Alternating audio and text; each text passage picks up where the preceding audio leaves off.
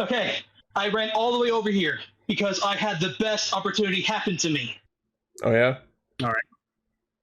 I was sponsored by Niantic to test their new Kemimon Go app. Oh. But there was one downside. Uh-huh. I got hit by Steamliner. Oh. It's a good app. It's very realistic. Perhaps too realistic. He was too realistic. He was very nice afterwards. Hence why I rushed all the way over here. He was my ride. Nice. Good bit. Thank you. I got the Jeremy plushie. Yay, Jeremy! Yay, Jeremy! Cue the roll call! Do the roll call.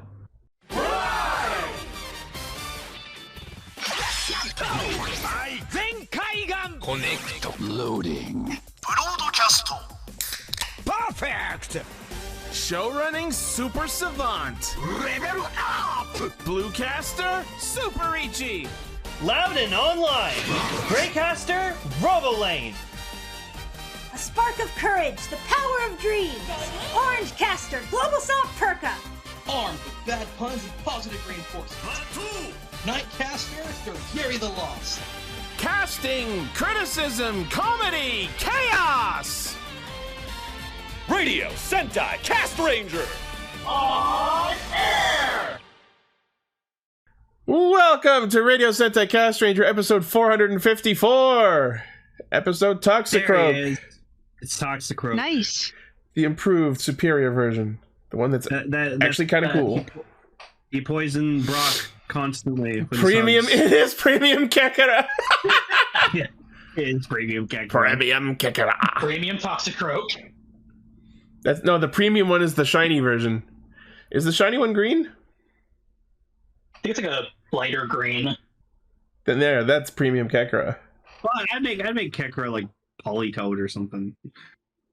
Anyway, I just want to start this episode by apologizing. I am sniffly as fuck, and it's a great episode for Sal and Paul to not be here, which means the microphone is pointed right at my sniffling, sick face. Hell yeah, man. You sniffle that sniffle. Anyway, we are a bunch of Kemimon who get together every week to talk about Kamen Rider Super Sentai and a third thing, and I'm very not looking forward to this third thing. Gar's not here. Sal's not here. Paul's not here. Emily's here. And we have our good friend Jerry. It's Jerry! Jerry's always our knight in shining armor who comes to at the last second to help us as a guest if we're running low on casters. So thank you. Hello, Some of you guys love me. hello, Jerry! Thank you to Jerry Maguire. Human. My inhibitions are at an all-time low, so I'm just gonna go for whatever stupid shit I think of, which is not that different from usual Ichi. We're a bunch of sniffles that get together every week. Anyway, our topics for this week are Kamen Rider Gotchard episode 3, Kingohger episode 29, and unfortunately, Abaranger with Donbrothers, reminding us all once again that that show existed. I mean, You love it. The more You know you love Don it. Brothers, the better. And I always say. Alright, well, before we get into topics, we have news stories to talk about. Of course we do. News First- never ends. Well, yeah, that's literally the point of news. There's always more of it. So, first off, there was an announcement of the Gotchard Karadeko Christmas Ride Kemi card set. Every year There's the cake. every year they put out a cake that comes with some exclusive Kamen Rider shit, and this year is no different. There's the There's a Precure motherfucking one cake. too. Yeah, so The it looks Precure one makes more sense than this one. yeah. Yeah. So it looks like in this set there is a Christmas version of Hopper 1 and Steamliner, and it's just straight up Hopper 1 dressed as Santa Claus, and the card is called Santa Claus, and then a reindeer disguised Steamliner called Tonkai Liner. Or no, sorry, He's not a Ton- not a sled. Tonakai Liner. And yeah, I guess they make different sounds in the belt because all the Christmas items do that. And then I love the chibi art. Yeah, and then the rider cards included with the set are Kamen Rider Birth, featuring a Kemi of an actual Gashapon machine. Kamen Rider Beast, with the mantles represented by arrows dangling from his chin. And probably the best one is Kamen Rider Baron, with an actual, like, banana knight. Peanut butter jelly time banana knight guy. Peanut Baron. Peanut Baron jelly time. Exactly.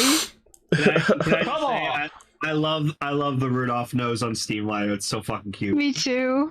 There it is. So Look how serious he looks. That's great. God, the peanut butter jelly time is like a meme from like my teens, like my really early ass teens. Yeah. So if you want, like 20 years old. If you want this Christmas Ride Kemi card set, looks like it's about $55 US, and of course it's releasing in December. Very neat. Next. You know what's weird today? Like, speaking of bananas, for some reason my recommended was like the episode of Aqua Teen Hunger Force with Ham Banana. Oh so God! Oh no! Tonight, I fucking love that episode. You. Want my name to be Spaghetti? All right, Spaghetti. All right, next news story is about the Kamen Rider Geats Final Stage Blu-ray, which is apparently going to come with some Final Stage sound core IDs. And they're all literally just Geats variants. Oh, not as cool. It's I believe it's location based, and I believe each one's based like a certain dish or food. Yeah. He's got a takoyaki form. It comes with Osaka Geats, Fukuoka Geats, Nagoya Geats, and Tokyo Geats. Each local. What's the food? What? I get it because eats. Oh, eat. Fuck you. Fuck you. I know. My question is, what famous Nagoya food did they decide to use for the Nagoya Geats? Because there are so many they could have chosen. Well, you can look at the icons. I don't. Takoyaki and one's tempura. Yeah, I don't know which one's which. Okay, where are the icons? Like, you can look at the news story links, which I posted in news links. Wow, I am dumb. I'm sorry. That's okay. But yeah, it looks like it's one sound core ID with swappable faceplates. Looks like one shrimp. Okay. Yeah, oh yeah, there's swappable stickers. Ladies and gentlemen, our only red ID core. Wow, that's really weird. Huh. Yeah, there wasn't a red one, and there wasn't really a blue one either, was there? Nope. Buffa's friend, his was blue. Yeah, except he was dead. And I wouldn't call that blue. I wouldn't call that blue. It was more of a cyan. You're a cyan. Sky blue at best. Cyan these nuts, dude. Oh my God, really? Wow. You're that's my response. Takoyaki, okonomiyaki, tempura, and mentaiko. You're fucking testy yeah, but tonight. Nagoya is not famous for mentaiko, as far as I know. I would have thought it would have been hitsumabushi or miso katsu or. Well, they are now. Something. Yeah, I guess they are now. I like the art though. Yeah. All right, cool. So if you want the Final Stage Blu-ray DVD, it's releasing March 27th. Comes with the sound core ID, 12,650 yen for that edition, or you can buy just the regular edition for 9,900 yen. No, I'm good. Same. Yeah, I'm good. Next. I'm good. Yet more Geats! The Geats Extra Emergency Special Taken Out of Storage DGP Special. Posted on the Toei Tokusatsu YouTube channel. They posted the trailer. It's going to be on the TTFC, looks like October 8th. In this special program hosted by Zine, each supporter will present the charm of their favorite and show some unreleased scenes that were quote-unquote cut during broadcast. Except for Kyun, apparently. The Geats Why? myth Is will he not... okay? I don't know. The Geats myth for will some reason, like, we see Zine, Kekro Baroba, but not Kyun. I don't know. Well, I guess because Kyun is busy managing Nago's career now. True. The description here is kind of intriguing. The Geats myth will not end unless you see this. There is no doubt the audiences all over the country will be excited by this series of treasured highlights. After the special program, DGP action director Satoshi Fujita and Zine's favorite Ace Ukyo, Baroba's there, and her unfinished business has been discovered, ? Also appearing in the special are Tsumuri and Kekra. So yeah, October 8th, that is on TTFC. Oh boy. Cool. Next, this came out of nowhere, but they're putting out a CSM set of Ank's core medals. Because everyone loves Ankh. Everybody. True. For some reason, it comes with 2 separate Taka medals, even though I don't think there's a difference. Well, I think it's just because he had 2 Taka cores. Well, I believe with every CSMO's release, with every Taka medal, I believe it's going to have enough to make a full perfect green. Yeah, no, because think about it, because he had the one Taka medal that he gave to Eiji to transform into O's, and then he had, like, he the one his that Kujaku. And there was the other one that he Condor. lived, that his consciousness was in. Yes, yeah, exactly. No, I get that. So yeah, this set comes with 2 Taka medals, 1 Kujaku medal, 1 Condor medal, and if you already own the previously released CSM O's Driver Complete Set version 10th, or the CSM O's Driver version 10th, you now have all of Ankh's core medals. Let's see. Like Becker said, mainly money. By setting these medals included and the core medals that came with the Tajanity spinner, you can recreate the finisher seen in the O's 10th film. And they do work with the previously released CSM O's Driver from 2018. I mean, yeah, I should hope so. Only like $30. Yeah. That's not bad. Premium Bandai web exclusive 2750 yen for 4 medals is not terrible. Not terrible. Releasing in March. So if you really like Ankh, there's a good way to get his medals. Oh, I see why. I see why there's four medals. Why it's 2 Taka medals, because it pairs with the 3 Tajanity medals to go in the Tajanity spinner. That way you have a full set that goes in the Taja waffle. Exactly. Good old Taja waffle. Yeah, that was our bit. It's a waffle maker. Taja waffles. Waffle maker. All right.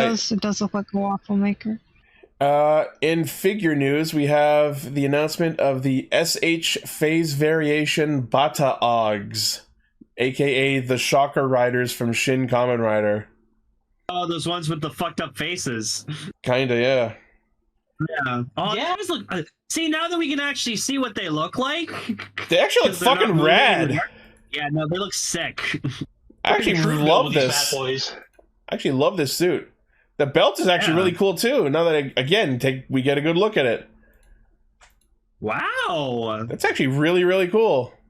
Now we know they have ugly ass monstrous faces underneath, and they come with guns. Because guns. Ooh, and glowing eyes. Rider needs a gun. So yes, the SH Figure Arts Phase Variation Bata Ogs, the film's version of the Shocker Riders. 145 millimeters tall. Design details such as wrinkles and pipe section are properly expressed thanks to its new modeling. The item also comes with a gun and a set of interchangeable hands. A gun. Oh wow, a gun! It's like when they announced Joker for Smash Brothers, and it's just like his default attack is a gun. Yeah, just a gun. Gun. Kirby gets a gun. Premium Rider's ultimate weapon, guns. I see you use a gun. Do your feet not work? That's amazing. That's a meme I've seen. Like it's Ichigo looking at Excel or whoever the fuck going, I see you use a sword. Do your feet not work? Someone can probably pull that meme up. So yes, this Premium Bandai web exclusive is 8250 yen, releasing in March. So yeah, I guess you have to buy 11 of them. Is this the same one? Okay, yeah, also in this article is the bike that they used. The phase variation Bata-Og Cyclone. Alright. The bike looks so good. Includes 4 headlights, screen that used clear parts, 180 millimeters in length, comes with hands for the handlebar, rear wheel stand, support pillar joints. Premium Bandai Web exclusive, 8,800 yen, releasing in March. Which means you have to buy both this and the figure 11 times to have a full set. Oh, thank you. Wait, there's an accessory missing from the motorcycle. Oh yeah? Where's the broken legs?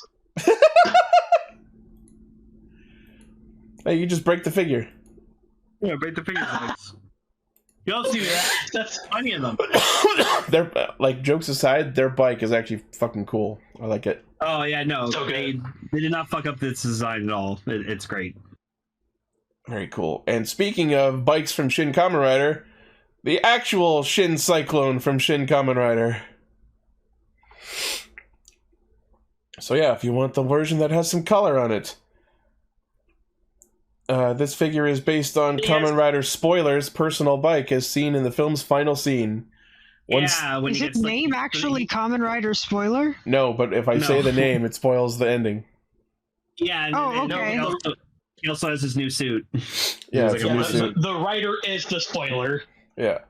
Okay, so, because I can actually imagine a rider being named Kamen Rider Spoiler. That'd be hilarious.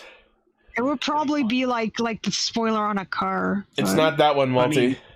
I mean, Drive has a spoiler on his head. He does, but he's Kamen Rider Drive. Oh, I'm sorry if we talked about this weeks ago, Midas. It just came up on my newsfeed this week. I don't remember things. He doesn't remember things. Yeah, so comes with hands, rear wheel, support pillar, comes with a mask for the corresponding rider figure.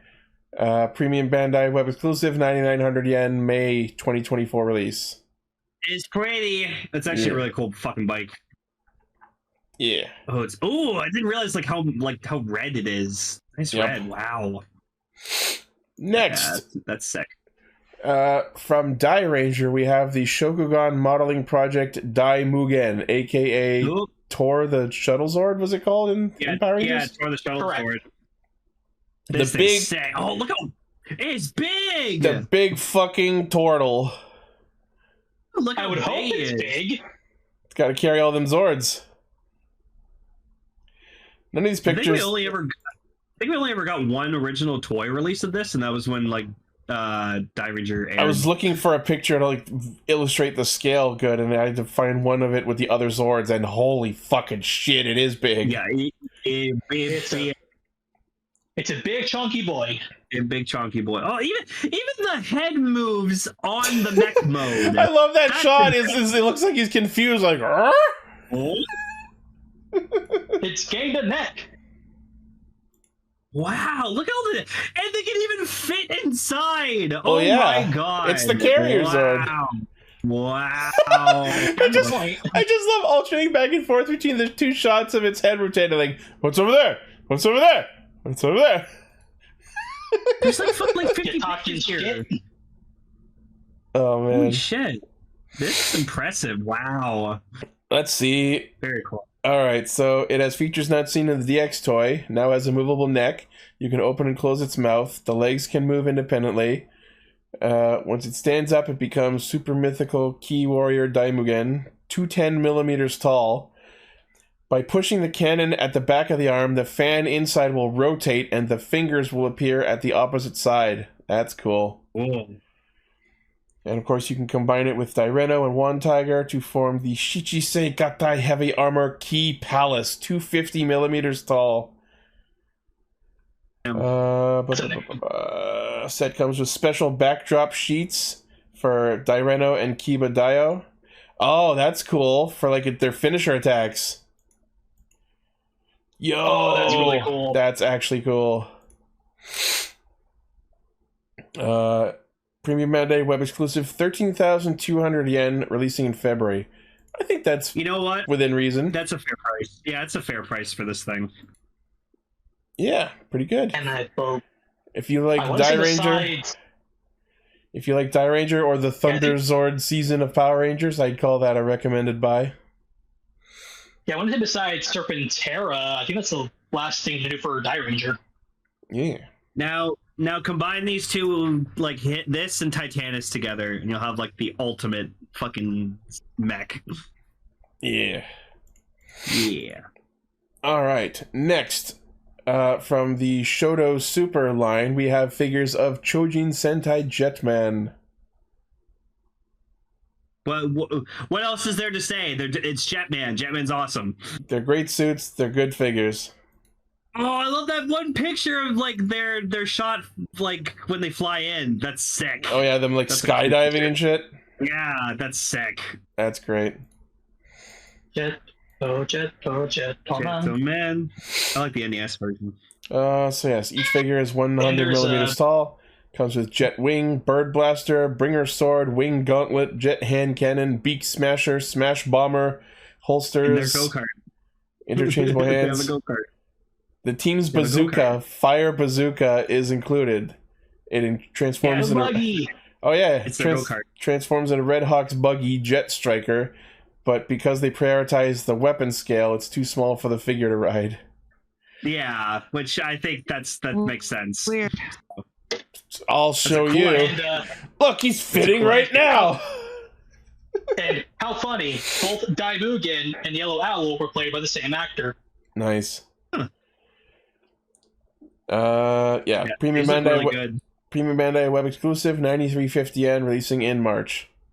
I was saying to Gar like a couple days ago when I showed him these, like this Shoto line was really the way to go for like Super Sentai figures. Like it's just the amount of detail in them is insane. I agree. Now let's see the rest of Kingohger. Fuck damn it. They'll get there. Or Gingaman. They'll get there. All right. They're making their way. This was interesting to see. There is an SMP kit makes pose Juko B fighter, aka the Blue Beetleborg. Oh. We better get more. They look good. Comes with all of his weapons, the stinger, the drill, and the fucking the thunder blaster. I don't know what they're called in the Japanese one. I thought for a second he came with a hand that just gave the finger. It's just that one hand in the first set. Yes, Faulty, so far only Blue Beat. So yes, Blue Beat, 150 millimeters tall, comes with the input magnum, stinger blade, stinger drill, pulse saber, interchangeable hands, and the pulse saber and input magnum combined to form the saber magnum. So that's what they're called. Cool. Very cool. Now we just need the white blaster Beetleborg. Yeah. So this is Premium Bandai web exclusive, 49.50 yen, January release. That's not a bad price for all that shit. Well, because you probably have to assemble it yourself. Yeah, so. it is modeling project. Probably. I just hope they do the others. Ichi, do you like this one or the Metallics one more? It's kind of a hard choice to make. And like, obviously, I like the blue suit, but like Metallics had a much better story. So yeah. So if the Metallic suit was blue, you would have been like, "Yup." Yeah. Yup. But yeah, if I had purely based on suits, yeah, it would be this guy. There you go. Very cool. And that is the news. All right. Woo! Yeah. Wasn't super long. Yeah, we breezed right through it. We're not talking. I'm not talking about the Zeo shit. It didn't. The article. What happened? The article didn't come up on my list, so it's gonna wait. Yeah, they announced more re-releases of Zeo shit. Yeah, but it's like a proper gun and sword. So. Well, anyway, moving on. All right. Gotchard time. Gotchanko. Hyper School.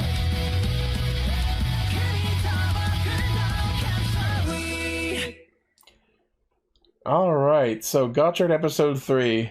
This was interesting. Oh yeah, of course, the feature of the episode was the debut of Valvarad, and I was so fucking happy that he also got a henshin sequence. He did, and it was great. If I had to make one note, the one thing I hope they improve on with his henshins every time, like, think of a Digimon evolution sequence. Every time they finish their evolution, they, like, stand there and pose for a second and show you the completed form, right? Valvarad didn't really do that as part of the sequence. They kind of just, like, cut back to the actual setting. Yeah. Oh, I guess you're right. It just sort of transformed, but he didn't have his, like, end pose. Yeah, you know what I mean? Yeah. Cool. When it comes see into the some of the last minute other of the episode. Yeah. We see some of the other students of the Alchemy Academy this time, including weird person who wears octopus clothes and person who only talks through an iPad. Yeah, their names are Renge and Sabimaru. I took note. I love that we have Rine and Renge. That definitely won't get confusing. Don't forget the AI Isaac. Yeah. The funny thing about Renge is they didn't really address it, but I was fully ready to believe that all of that shit she was wearing was not actually clothes items, but the result of her fucking up her alchemy. Just like accidentally transmuting shit onto her body. I don't know. Like, is she gonna wear that stuff all the time? Like, I kind of hope so. I hope so. Me too. And yeah, Not she to like mention, she pulls out fucking Dokirimajin and tries to sell it to Hotaro. What the I was fuck? just like, is that slavery? Is that slavery? Because apparently all her thing is about getting money. All right, I'm looking forward to unearthing the secret reason for that. If she ever gets her own focus episode. Okay, but quickly, can we talk about how the episode literally starts with a guy pulling a knife out for people laughing? Yeah, this... Like, I hate it when people laugh, and then he's gonna pull a knife out, and then thankfully he turns into amalgam, which just gives people laughing gas instead of stabbing them to death. Nope, I wasn't worried about the freaking guy with the knife. I was worried about the fucking pedo-ass predator that was stalking what's-her-face. I was like, no! We'll talk about him later. We'll talk about him later. We'll talk about submarine shark. We'll talk about him in a little bit. I want to focus on this one for just a moment because yes, we get this guy with this "don't laugh at me" complex who then attracts Venom Dake and becomes the Venom Dake amalgam, and then even though he didn't want people laughing at him, the power he gains is the ability to make people laugh. That seems kind of fucked up. Oh, Joker toxin. Yeah, pretty much. It's the Joker. Basically, yeah. It's the Joker amalgam. It's Joker toxin. I will say, I think this monster design is actually kind of clever. I said this a lot about the Scabos one last week, and I'm looking forward to how they get creative with these amalgam designs going forward, because the way that they had like one of the human arms be not an actual arm but just like jutting out and like tipping the top of his like mushroom shade hat, I thought that was a really, really clever design.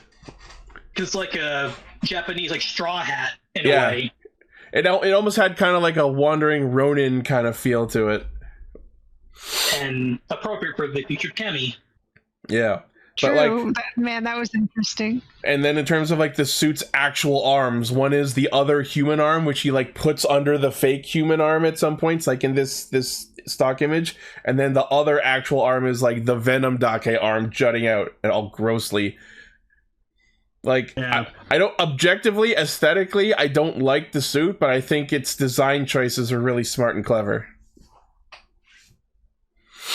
And yeah, like I said, between this and Scabos last week, I'm looking forward to seeing how clever these amalgam suits get. And yeah, the deep mariner one with it just like clutching the missile sticking out of it was also not as clever, but I see what they're doing. Also, Ichi, I was wrong. The claw card thingy does capture chemis. So. Yeah, the Chemi Riser. Yep. It apparently shows locations of wild chemis. They can use it to capture them. And they can use it to channel their power, because we see Rine later. Yeah, into like a weapon, yeah. She captures pilots and then channels it later to like get the power of a fucking flintlock pistol. Oh yeah. She pirated the power. I'm not gonna lie, I kinda want the Chemi Riser after seeing that. I also want the Chemi Riser. Damn you and your successful marketing. I have my blank card, that's all I need. Although I'm worried that they're going to drop the riser like after the first few episodes. I feel like anyone who's not Hotaro or Valvarad or any of the like riders or rider likes will probably continue to use them since they don't have any actual like, you know, suit powers. This is their equivalent So of Rene at best. Yeah, Rene will probably continue using it. I love you, Kemi-gun. I love you, Kemi-gun! Bang, bang, bang! Oh my god. Just 3 Fucking shots from kitchen gun. Kemi-gun and your Kemi is captured! Bang, bang, bang. That's great, thanks Midas. That's good. Go look up kitchen gun. That's all the context Yeah, you need. I fucking love that shit. That's what it was Kichigun. But yeah, so like after Renge and Sabimaru introduce themselves, Minato shows up, and I just love how casual he is about like, all right, so yesterday the apocalypse happened, and there's 100 Pokemon running wild, causing shit. Class is canceled until we collect them all. Yep. Now go out there and get them. And then Hotaro just like holds out like a fistful of all his cards, going, "Look at all the cards I friended." Yeah, he It's his main friended team. them. I friended this many: Hopper, Steamliner, Comantus, Odoripa, and the rest I forget. Gold Dash.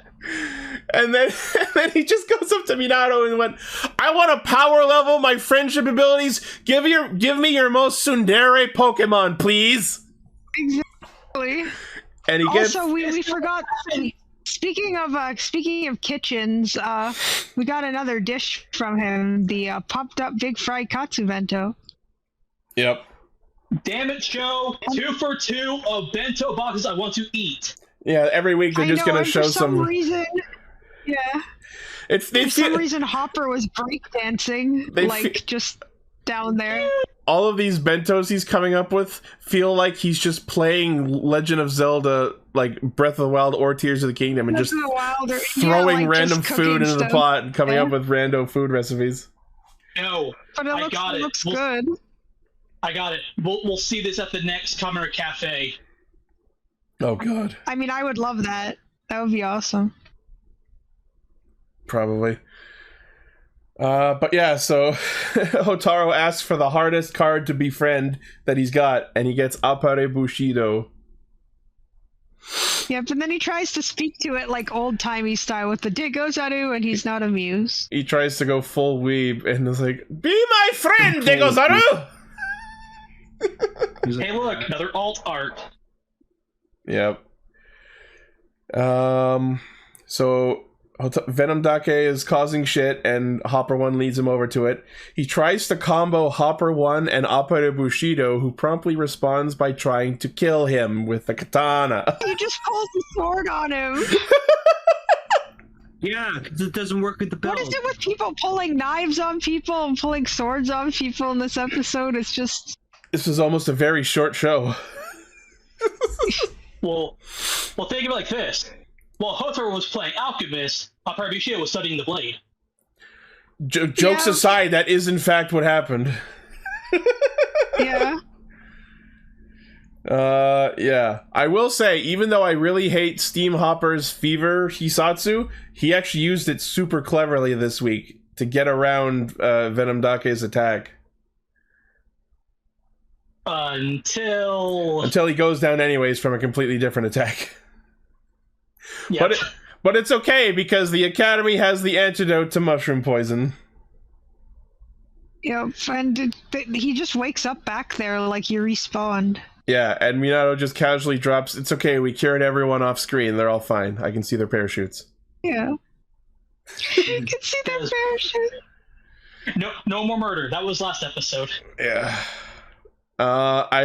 One thing that was kind of just like casually dropped and not really a lot of people paid attention to that I wanted to highlight was in that scene when Minato is talking to Hotaro, he mentions Kamen Riders can double or more the power of a Kemi.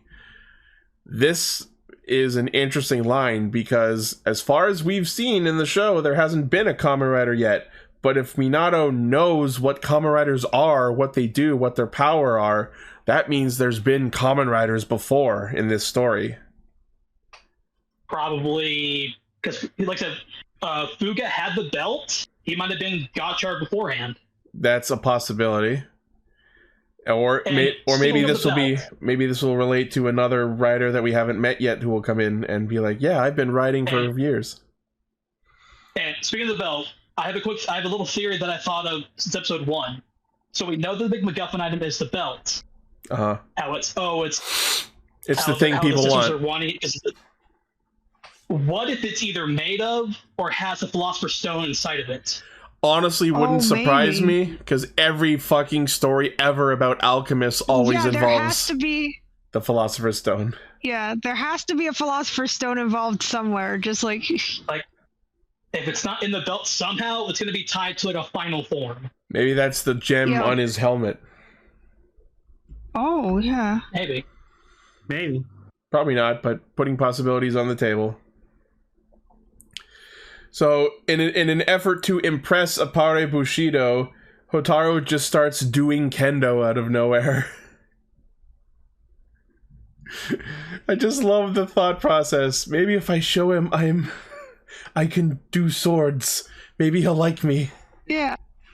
I think it was a good thought process. Like, okay, we know you like swords because you pulled a sword on me and tried to kill me. So now we've established that you enjoy swords and killing, and we've established. I don't want to get an interest in killing.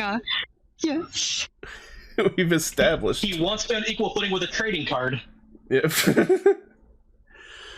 It's just a guy inside a trading card. Yeah. Exactly. So as he's doing kendo, just out of nowhere, our boy Kurogane Spanner walks in, and they didn't really highlight it, but I noticed that he walked in already barefoot, because I guess even this rogue badass motherfucker shows the respect of a dojo by taking his shoes off. Yeah. And then proceeds to shit all over Hotaru's process. Even though he already has his power set, he's like, yeah, you don't know what you're doing, give me the driver. You don't deserve to be Kamen Rider, I will take the power. I'm like, oh, it's one of these stories where everyone wants to get the belt and use it themselves. I like Valvarad, he's cool looking and everything, but I'm just sitting here like in a relaxed pose being like, I'm just waiting for his inevitable rider form. Like, as are we all, I'm sure. I can't believe. As Midas put it, the college graduate jumps and tries to beat down the high school student. Look at the fucking picture. And then Hotaro pulls Gum Gum Bell. Yeah, he fucking awesome. And I was like, holy shit. I just love it. We're having an honorable sword fight, and our protagonist, ladies and gentlemen, headbutt! Yeah. Super effective. And then that impresses Appare Bushido, and he decides to explode into random fans. Legit, I want someone to dub that scene over with just fucking Don Momotaro. I was thinking Don Momotaro the whole time too. Oh god. Wait, I was thinking the exact same thing. How the fuck was I not? Oh right, because I'm trying to blank. Really? I'm trying to blank him out of my brain, that's why. Yeah, you don't want No, he'll never leave. He's gonna be in your brain forever. Just imagine. Except our Lord and Savior Don Momotaro. No, when you put a Appare Bushido in the belt, you just hear a ha ha ha ha. That'd be great. Momotaro brain rot. So, while they're fighting, Hotaro says an interesting thing. He wants the Kemis to live freely with the people. And my immediate reaction is, no, that's a terrible idea! In this same conversation, you mentioned how the amalgams are the result of Kemis attaching to the wrong people. There are bad people in the world. Having these hundreds of fucking superpowered Pokemon living in freedom with society, good and bad, not a good idea. Bro, did you not watch Card Captors? And we have our top true as ever beliefs be tested. I want to be friend and free all Kemis. Spanner, they are tools. Fuck you. Yeah. Yeah. No, all women are queens. If they breed, they're a thought. If she Oh my god. He's a thought! Oh my All god. Kemi are friends. If they're Kemi, they're tools. Oh my god, that's great. I'm sorry, that was so dumb. I don't know why. No, that's fine. But why is his name Spanner? Like, it's like, I mean, I understand the concept of a spanner in the works, like a wrench caught in a mechanism causing trouble. But like, he was born and they named him that? Yeah, Yep. like did they grow up to be a mechanic, or like his name is Wrench? Be a lawyer? What if he was a lawyer? Here's his the thing. name is Black Steel Wrench. Yeah, no, you have to remember. You have to keep in mind. This is like if in real life you met a guy whose name was the Japanese word for wrench, it wouldn't be as weird because it's not your language. Yeah, that's true. Also, the other day I looked up Gumshoe on Google image search because I did in fact want a picture of Gumshoe from Ace Attorney, but I thought it was funny that looking that up, pretty much all the results were him. Like, what if you just wanted to like see detectives? What if you wanted to remember the Carmen like Sandiego game shows? Who tried to search for Knuckles and just got a bunch of pictures of like Knuckles from Sonic, and then I'm looking for reference of human Knuckles, and then they just got a bunch of like Gijinka Knuckles from Sonic. Oh my god. Yes. Yeah. Oh Christ. All right. So anyway, they run into the Venom Dake amalgam in the warehouse district. And then we get the debut of Kamen Rider Gotchard Apareskebo, and we got another henshin sequence for it, and it's just as good. It's a pretty I form. love how the goggles turn into like the horns on the helmet. That was really cool. It's really good design. It's a good design. I still don't understand at all how samurai and skateboard synthesize and match up well. And I feel like this is going to be just like Revice, where the entire year, none of the pairings will make any fucking sense. Ichi, you just... like skateboard and Bushido. You just said it. Samurai skateboard. I can't explain the wild form. Okay. It's a set of armor on a stand. Sure, but do those stands have wheels? And the skateboard. Mobile ones do. Yeah, mobile ones do.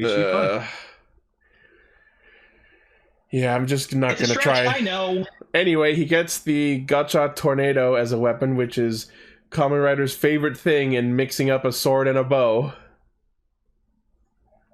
Can't wait for the Nagi Nana mode. I just love that everyone just stands there while he puts the card in and just like, hold on, I gotta charge this thing up. Like he's fucking trying to turn on a lawnmower. I believe the actual toy has a finisher rating depending on how many times the central part rotates. Yeah, I don't know. I will say it was cool that like once he summoned the weapon, he did the fucking Orisanjo pose, because of course he did. Yep. And then when he does the finisher with the tornado, it actually fucking slices off a piece of Venom Take's fucking head. Oh yeah. I bet they were glad that's a cool shot. I bet they were glad they got those shots when they did, because I don't know if they had a backup suit if they needed it. Yeah, so they do the fever attack, which is like a tornado, and Venom Dake gets captured, and then shows up the second amalgam of this episode, the Deep Mariner one, who is this weird fucking playboy who stalks Rine the entire episode. Pink sunglasses. The weird thing is the episode ends.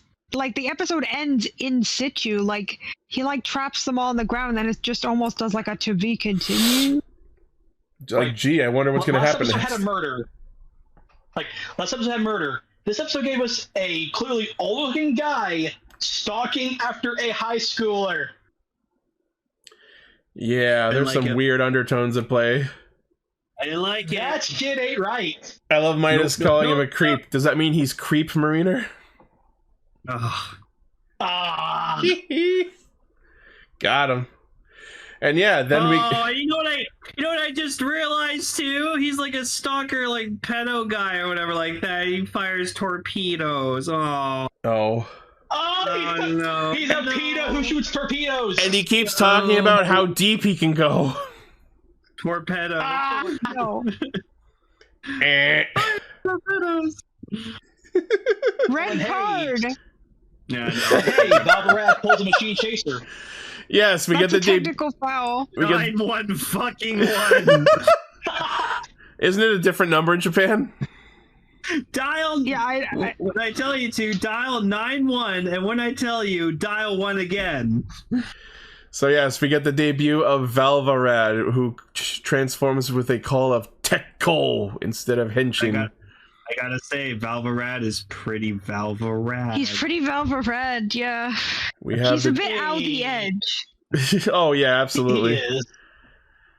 And his crawling in my skin. So yeah, he uses the Mad Wheel card to transform, and then he uses Guts Shovel to get like a claw arm, which is pretty cool. So now I'm looking forward to seeing what all the other vehicle cards do. Rad. Oh my god! I just called him Alpharad. I was about to say, I'm gonna call him Alpharad. Alpha instead of Alpha. Yeah. Yeah, he helicopter one next episode. Yeah, oh yeah, Ichi, that's what he wanted to call him the whole show. Yeah, I tweeted when I heard about his name. I'm like, I will never be able to say his name without thinking of Alpharad. You guys should go check out Alpharad. He's actually really good. It's Valvarad. Valvarad.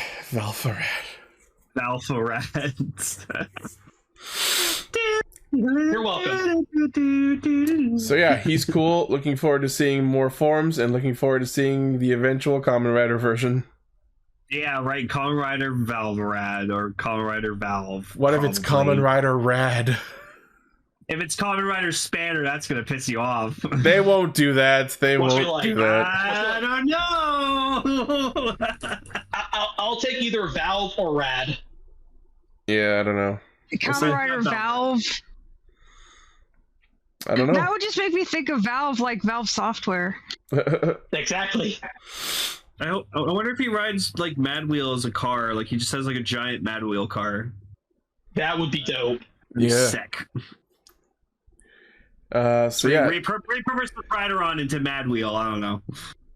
Actually, no. Don't repurpose the Trideron. Trideron's the legendary card. I'm just thinking about Bay Wheels for some reason. There's Remember a lot Bay of Wheels? What? Nope.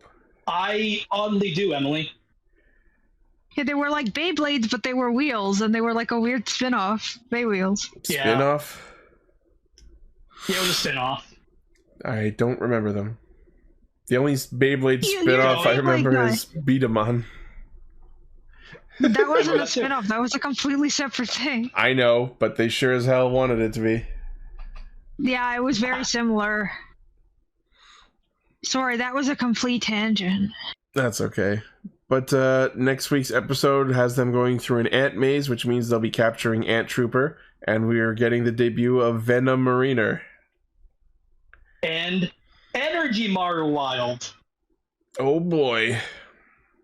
Energy what? Your favorite. Energy Maru, which is the Energil Pop Can one, and Sasuke Maru. Yeah, the Pop Can. Oh, nice. I genuinely don't remember these Bay Wheels. They must have made this after HMS. Beyblade's shit now. Just come to accept it, everybody.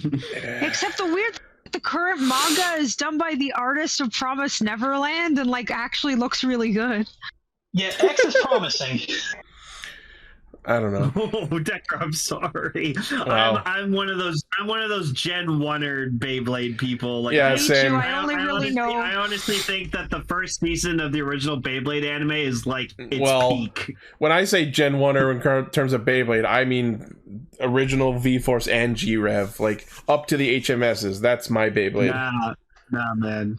It's first. I still have my corner champion being a Metal blades. Slug fan.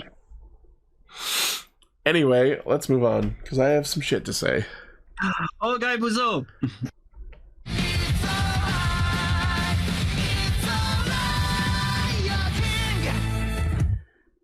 29 episodes.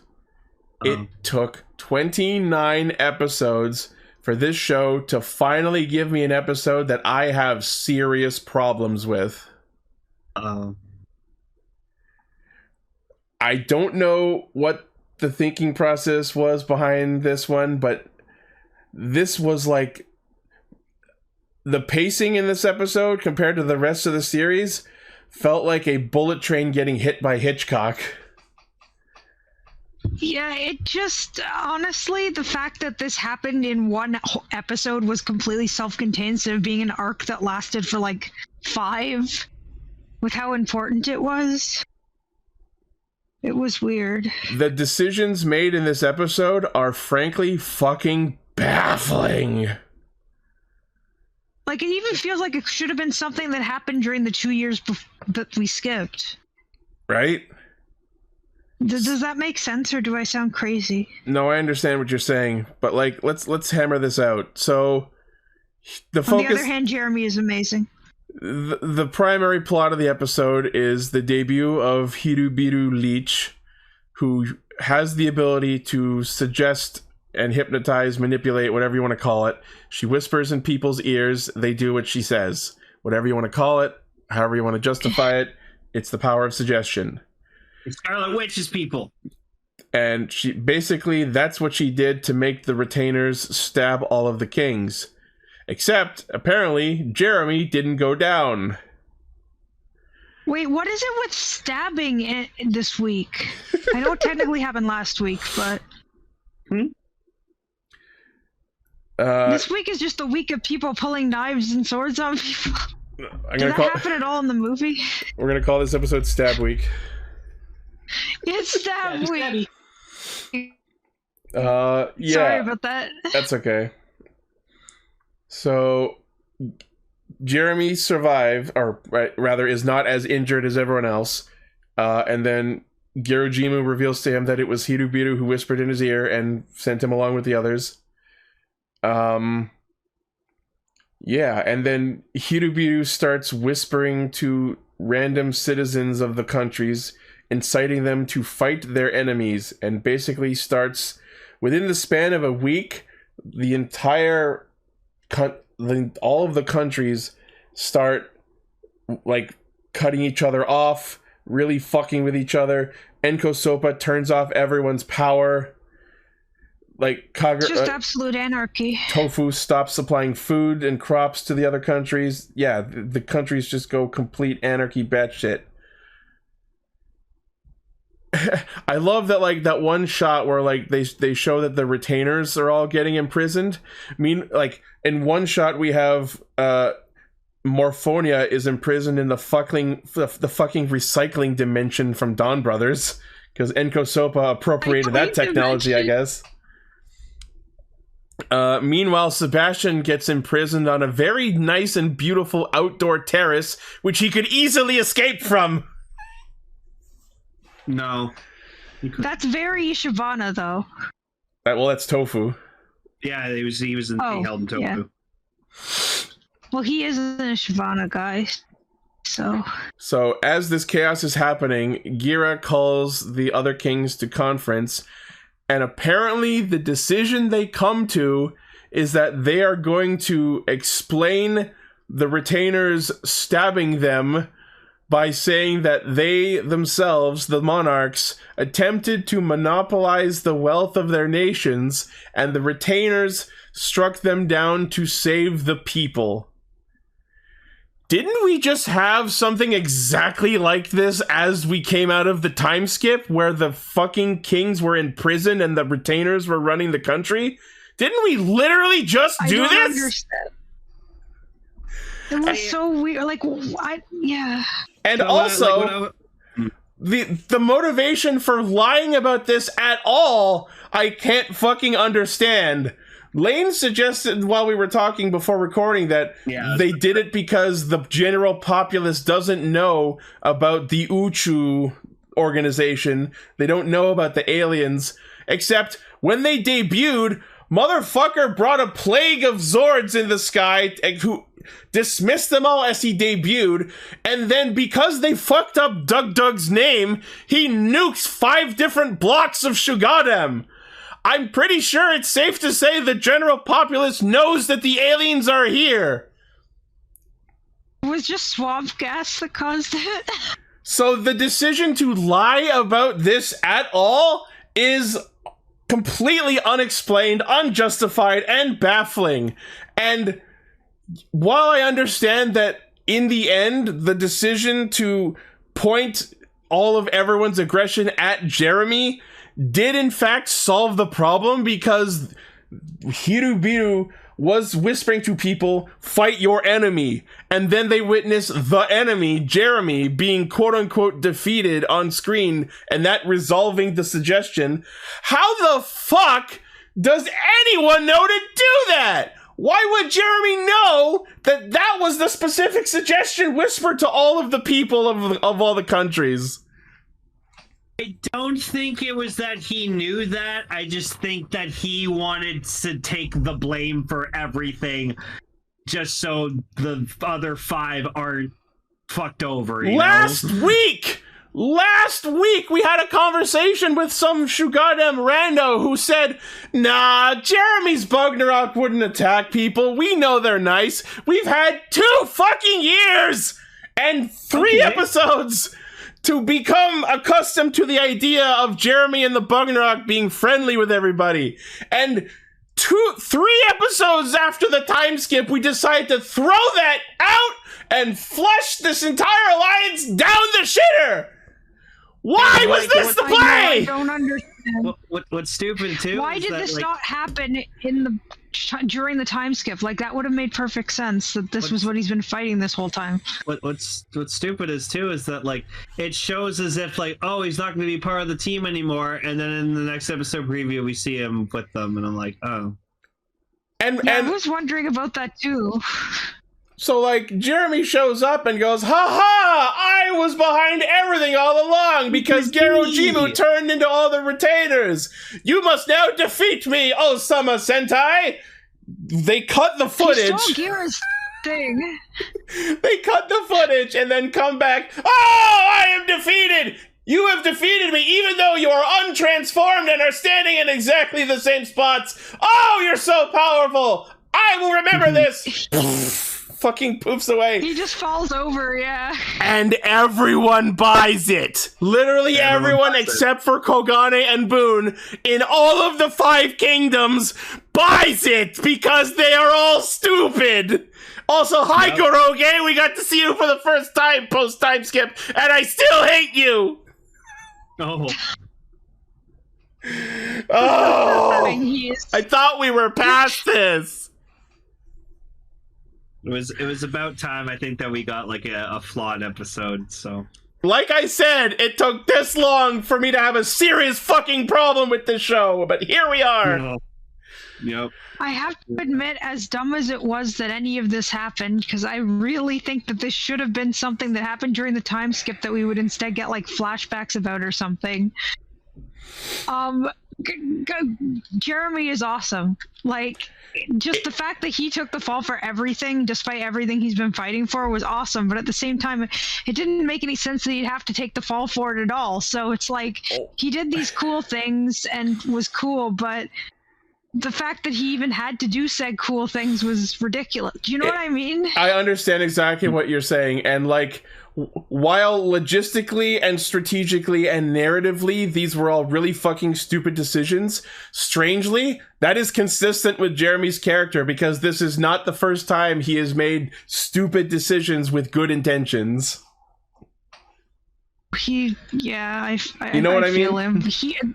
This is the first time Sentai ever broke me to buy a character plushie, and it was his. So yeah, you mentioned you bought the Jeremy plushie. Yeah, it's actually the Spider Kimonos one, because the Jeremy one I couldn't find anywhere, but it's still him, so it counts. One really minor scene that actually made me laugh a lot. It's like, so after the conference, Gira goes up to Duga, who's in the cell, and he's like, all right, so here's what we're doing. We're all gonna say that we're failed monarchs. And then Gira unbuttons the cloak, the royal cloak that he's had since he stole it from Rackley's in episode 1, hands it to Duga, assumedly implying you're the king now, and then walks away, leaving him in the cell. Yeah, well, how am I supposed to get out of here? You're the king now. It's all right. You're king. Oh my god, I'm sorry. I'm being such a dummy this episode.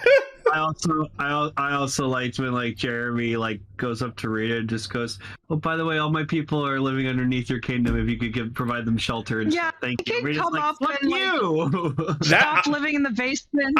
I actually like that he said that, because that perfectly explains like the new Bugnarok throne room that he's been having. Because like we never saw that location while Deathnarok was around, and it didn't really make... I was like, when we see Jeremy's throne room, I'm like, what's this? We never saw this location before, and now we know that it's under Gokon, and that's why it's all blue and snowy. I love, though, that in the throne room, like, you see just God Tarantula just chilling in the back. Chilling on the wall, yeah. Yeah, it's just like how Himeno has God Kamikiri chilling behind the couch. Yeah, that's so good.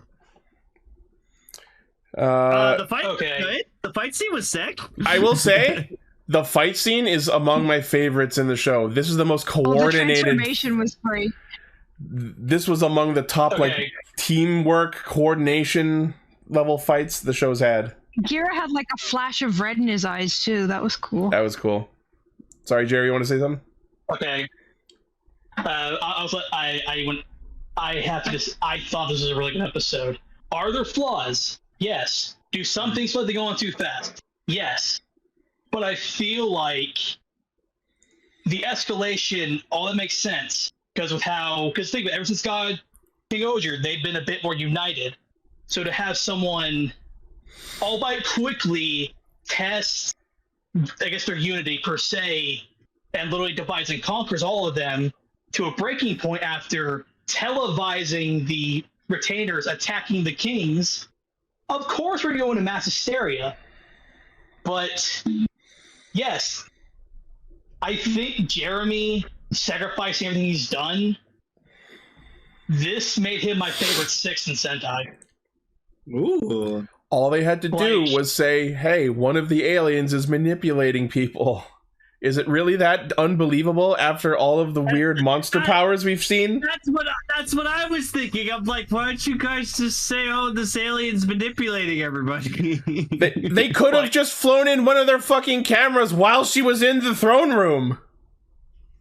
That's why I was going back to my original idea of I was like, oh, they didn't tell him about the aliens or whatever, and then that's why then Ichi explained to me, and I was like, oh, okay, never mind, this is stupid then. We saw Gorma in the streets of Ishabana while people were panicking and running.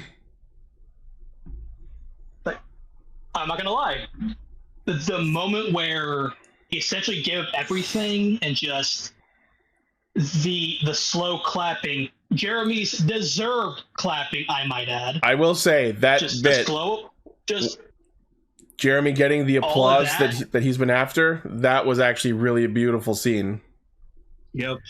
Just all of them clapping, and him going to illusions like, oh. The only shame was that he was not there to see it. He was not there to see it. Just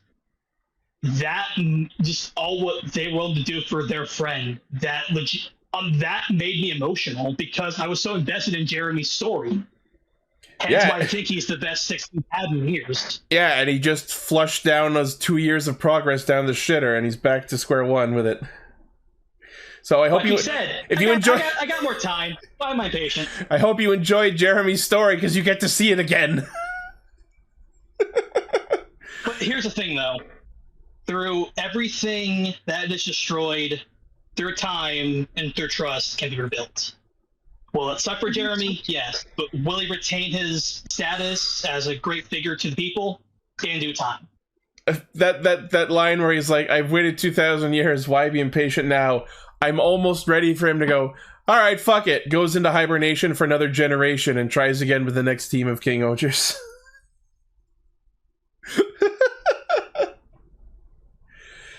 I just wanted to get my piece out there. It's time for another 2,000 year nap. I liked as they were transforming, like they staggered each of them one by one, and as each of them like flicked their switches, the next stage of the standby chime went on. They haven't really played with the different levels of the standby chime at all since the start of the show, and I think that was a really nice choice. Yeah. That might have been the best tension in the show so far.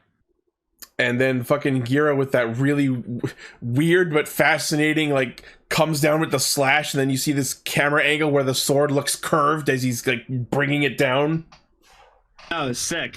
That was cool. You're just like he walks up to her, he's just like, yes, just you. Tonight, the swing of you. like, oh shit, you. Yeah, it was great until we realized that, oh yeah, she's a giant cosmic space alien who completely outclasses them all. It was cool until she just fucked off. Yep. I mean, they got some shots in. Yeah. But, yeah, and then I love the shot of Jeremy and Girojimu, like, walking off into the distance. It looked exactly like the scene from the start of Chain of Memories, Kingdom Hearts. Oh my god, you're right. Well, what do we do now? And he said sweet dreams too. That doesn't help. Simple and clean is the way he makes you feel. No, it's just like, when you walk away, you can't hear me say, oh god, so. Now we need a music. Now we need a music video of Jeremy to the slow version of Simple and Clean. Quick thing, I do love how during the fight scene they play Jeremy's song. Oh yeah. Yeah. The Prophet. Nice. So yeah, that was that episode, and it looks like next episode we're going to get more about the Wrath of God incident, including the perpetrator, someone named Grody, who finally the answer. I guess is another member of the Uchu? And it looks like he has a fedora? Yeah. McGrody. And we learn about Rita's eye? Rita's not mom is back.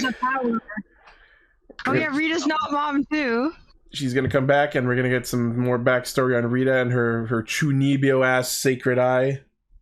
I thought that was like a fake thing, but yeah, I think it might actually have a power. Okay, for all my Ruby fans, she has the silver eyes. I haven't caught up on Ruby.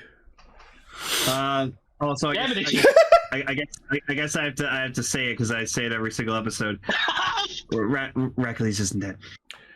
I don't know. Every week I look at my note that just says Miraculous, and I'm like, should I delete this? Doesn't look like it's gonna happen. No, he's not dead. Rita's eye is Hercules somehow. You just see him like in her eye. That's all we need, a White Walker Hercules. Oh god. Oh my god. Yo, zombie Hercules? I'm down. Oh. Zacules? Fucking like zombie Ohger. And he just looks all like tattered and fucked up. They could use like a bug reanimating fungus as the theme too. Because that's a thing. I mean, no wait, that was destroyed. Never mind. They used the device that they used for Diagor, but that got destroyed. Dangerous Hercules. Fucking savage to me this week. Just keep believing in the dead guy line. I will keep believing. Oh. All right. Well, let's talk about the other thing. Same riff over Hercules noises. In conclusion, Jeremy is awesome. Jeremy is dope. Jeremy is awesome. All right, Abaranger with Donbrothers. Are you dipping out? Okay, I'm out. Family. Alrighty. Thank you very much for having me. Always. Of course. So here we have Donbrothers and Abaranger, aka the brief stint of Saruhara's villain arc. Yeah, this was the Donbrothers have back pain episode. I hate how related. Because we have Yugito. What was weird though was we finally got some confirmation that he's like jealous of Taro and he wants to surpass him. I guess he blames all of he blames all of his physical pain because of Taro, which does make sense. Does that mean if I surpass my father, my back pain will go away? Hey, maybe. But just the fact that, like, Haruka's like, oh, I got the groceries, and Saruhara got to stay at the cafe. I would just see Saruhara probably dying while getting his treatment. She just walks into him getting choked the fuck out, getting double teamed. I'm sad Gar's not here to discuss this episode with us because, like, he has context for all this. Yeah, no, but like it was more so. I think the highlight for me was like we see Abararad's character, whatever, like that. I can't remember. Ryoga. Yeah, and just like he's so nice. He's so sweet. He's like just like so. And then like Haruka's just like freaking.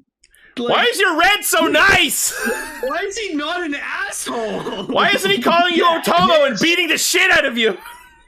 They were absolutely stunned at the aspect of the Red Ranger can be nice? Is this what normal Sentai's like? Well, like, we also have to remember he's an adopted father, so... Yeah, he has a kid. I just love Yukito assumes that they're Sentai, because it's like, I looked at this lazy, jobless fuck and realized his back pain was way too severe for his lifestyle. Motherfucker must be a Super Sentai. Also, it's great that he offered them the Super Sentai discount, so he didn't make them pay him like millions of dollars for his treatment. Whatever because, horrible price he whispered to him.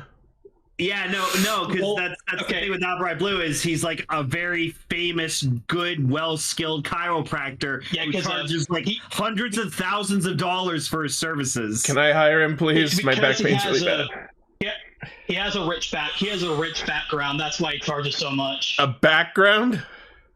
Oh, motherfucker! A rich background. You backed right into that one. Fuck you! Oh, don't break your back over it, Jerry. Fuck you! I just hear. That was Jerry.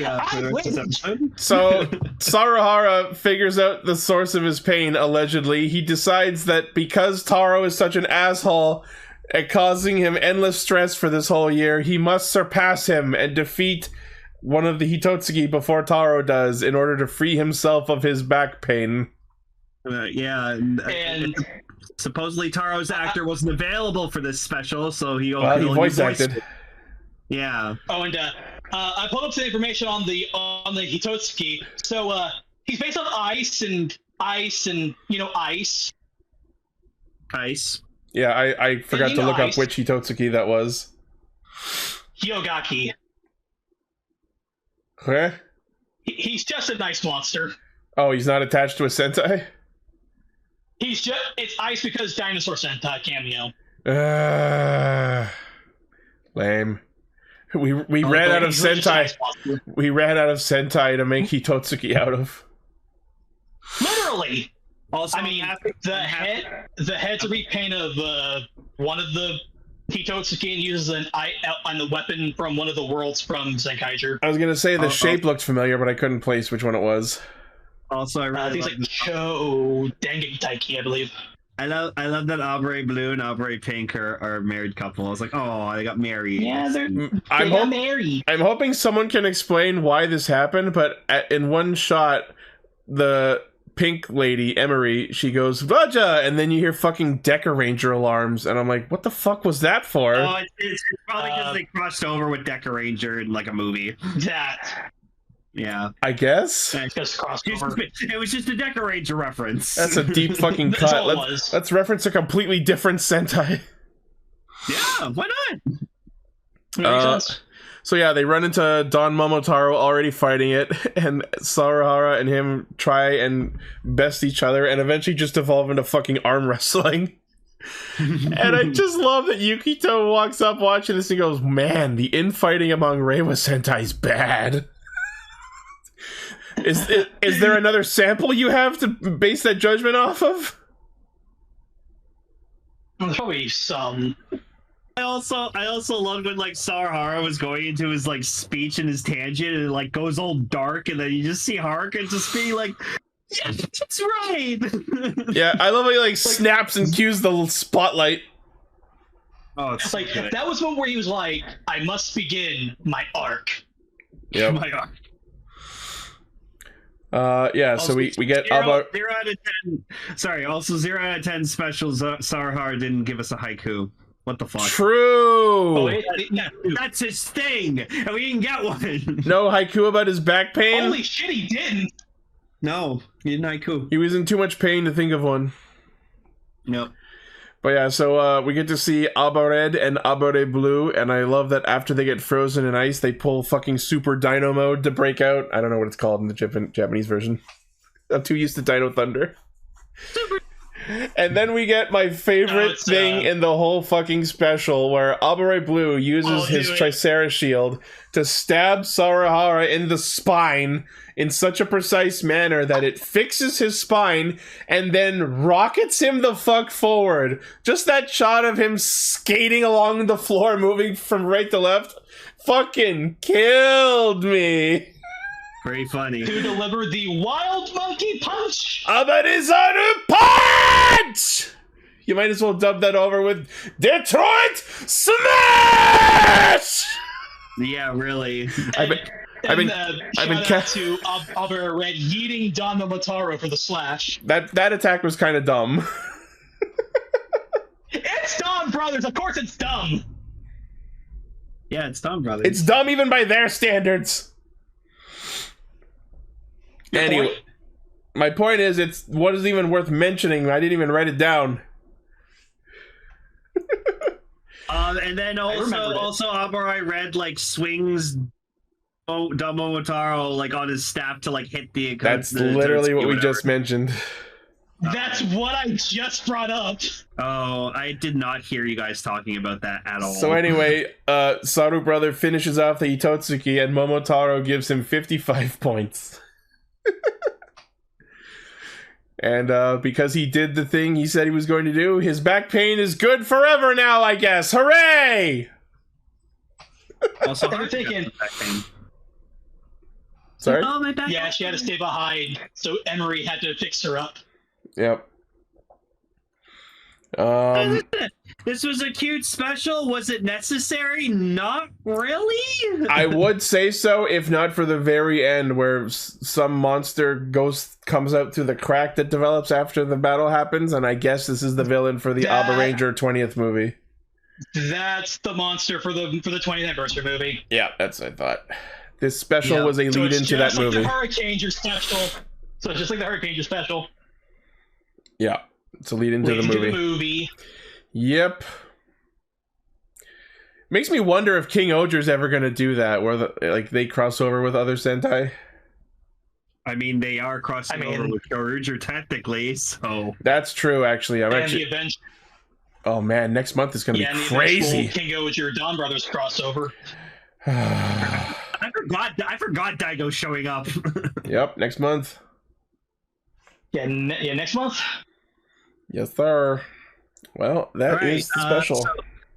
So if you like Abaranger and you like Donbrothers, then there you go. Yep. That was a thing, and I'm glad I have now finished talking about it. Ichi has checked out. Yeah, as I said at the start, I'm sniffly and my head is swimmy, and I'm ready to stop.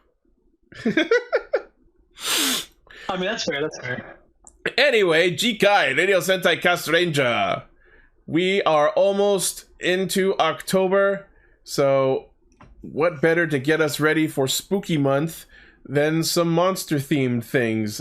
We are going to be talking about the Mighty Morphin Power Rangers special, Lord Zed's Monster Heads. Okay. Yes, Decker, I'm aware the Don Booty special is still happening. We'll get to it eventually whenever it comes out. Yeah. And okay. we might as well announce, I don't know if we've said it, but it's been a while since we did a theme month, so October is going to be Borgtober 3. Oh my god. We're going to be talking about Juko B Fighter. Wicked. Yeah. We're going to find out the origins of the Beetleborgs. Yay. Oh boy. Oh boy, oh Borg. Boy. Well, that is the episode for this week. Thank you all for listening, watching, liking, favoriting, sharing, subscribing, hitting the bell, and being awesome. Let us know what you thought of these episodes and special in the comments. Let us know if there's anything you'd like us to talk about in a future episode. Just let us know what you thought in general. Hashtag comments for Lane. Remember that meme? Yeah. No. I remember. I'm pretty hungry. It's back in pod form. I had Harvey's, so I'm not hungry. Well, hopefully Kingohger can recover from this decision. Oh yeah, well, seeing as Jeremy's fucking gonna be back with them next week, like nothing. This didn't happen. I feel like this will be one of those episodes where you can just go, that didn't happen. So, Recover. That's what we're gonna by the King's order, this episode is non-canon. Yeah, non-canon as fuck. I don't know. Anyway, me, so fuck you. All right, don't forget to check out the primary source of our hijinks, castranger.podme.com. From there, you can find our Facebook page, our Discord server, Patreon, our merchandise store, all of our cool shit, as well as, I don't mention this as much, but I work really hard on maintaining our discussion index, where if you want to know what we thought about a specific episode or movie or special, you can click on our discussion index pages on our Podbean, which are organized by show, by chronological order of the show we talk about, rather than the release order of our episodes. So if you ever want to know what we thought about whatever episode or movie, you can click on that episode and it takes you right to the corresponding Castranger episode. Want to hear Ichi's entire rant and hate of Kamen Rider Zeo? It's there. Yep, you can just click on the finale of Zeo. Or you can click on episode 2 of Zeo, where I went full whiteboard with explaining the time travel bullcrap. Oh, yeah. It's all Tsukasa's fault. Oh no, they decayed! What is this, I old hope he memes shows up week? in Gotchard. I really hope he does. Yeah, it's looking more and more like Kamen Rider Legend is going to be a thing, but I don't know for sure if it will be Tsukasa. God, he's going to be my favorite, isn't he? I fucking know it. Well, we will see. Until then, thank you all, and don't stab people. Stay Don't break your backs. Stay unstabbed.